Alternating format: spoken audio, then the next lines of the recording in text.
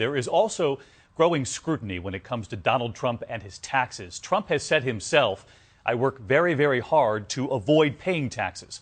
ABC's chief investigative correspondent Brian Ross on Trump's golf course and his yacht and the millions in tax dollars at stake. In its promotional video, the Trump National Golf Club in New York, with its stately clubhouse, championship course, and 100-foot waterfall, is presented as an elite playground for the wealthy. Trump has publicly boasted that this place is worth more than $50 million.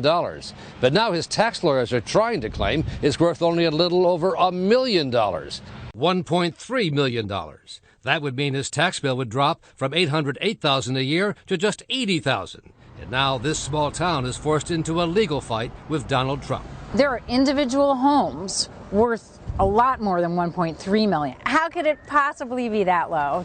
Going back decades, Trump has been a master of tax loopholes and accounting maneuver. I fight very hard to pay as little tax as possible. When he bought this luxurious yacht, the $29 million Princess, in the 1980s, he said he did it for the good of America. I like to see the great jewels of the country being owned by the people of this country. And it had a big play as to why I bought this boat.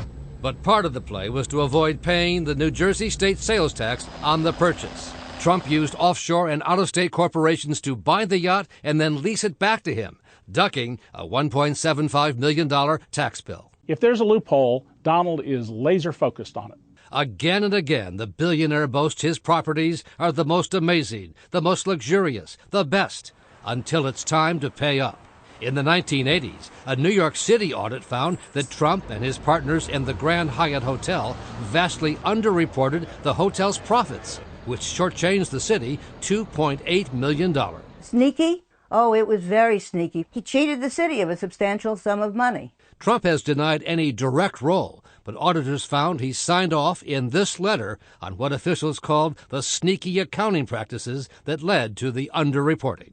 And Brian Ross is with us tonight. Brian, you're now getting new information on that golf course in particular? That's right, David. Since we began asking questions last week, the Trump Organization has now filed new papers, no longer claiming the golf course is worth only $1 million or so. They now say it's worth $9 million. But tonight, town officials tell us that's still far from the real value. The growing scrutiny as we now shift to the general election. That's right. The money trail on both sides, David. All right. Brian Ross with us tonight. Brian, thank you.